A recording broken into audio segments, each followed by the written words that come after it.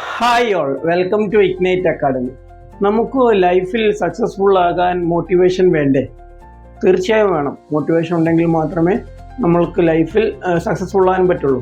പക്ഷേ മോട്ടിവേഷൻ കൊണ്ട് മാത്രം നമുക്ക് ലൈഫിൽ സക്സസ്ഫുൾ ആകാൻ പറ്റുമോ എന്ന് ചോദിച്ചാൽ തീർച്ചയായും പറ്റില്ല എന്ന് തന്നെയാണ് നമ്മുടെ ഉത്തരം.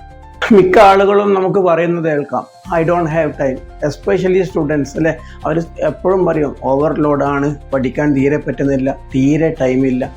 എന്താണ് ഇതിൻ്റെ കാര്യം? ഒരുപക്ഷെ അവർ മോട്ടിവേറ്റഡ് ആയിരിക്കാം, പക്ഷെ അവർ ഡിസിപ്ലിൻഡ് അല്ല, അല്ലെങ്കിൽ അവർ കൺസിസ്റ്റൻ്റ് അല്ല.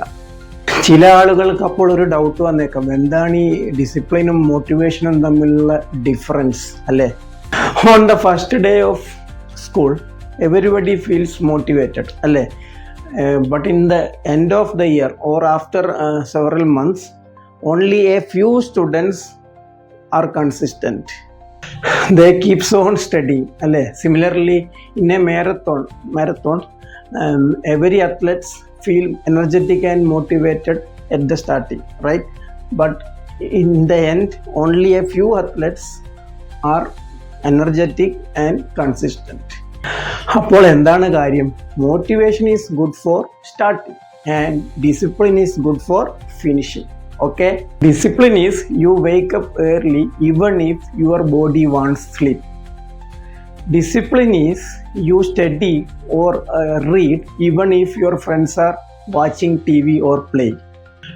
Discipline is you go to school or tuition even if your friend is on leave. Discipline gives you consistency.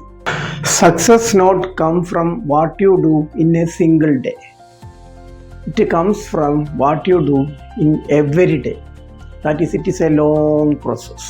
If you push yourself every day, your mind and body adapt with it itself and you will be successful. And successful people are consistent not only in good days, they are consistent in their bad days also.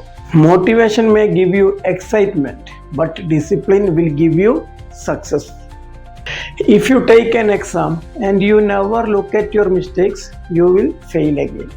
But if you are studying from your mistakes, you will be successful in your next attempt.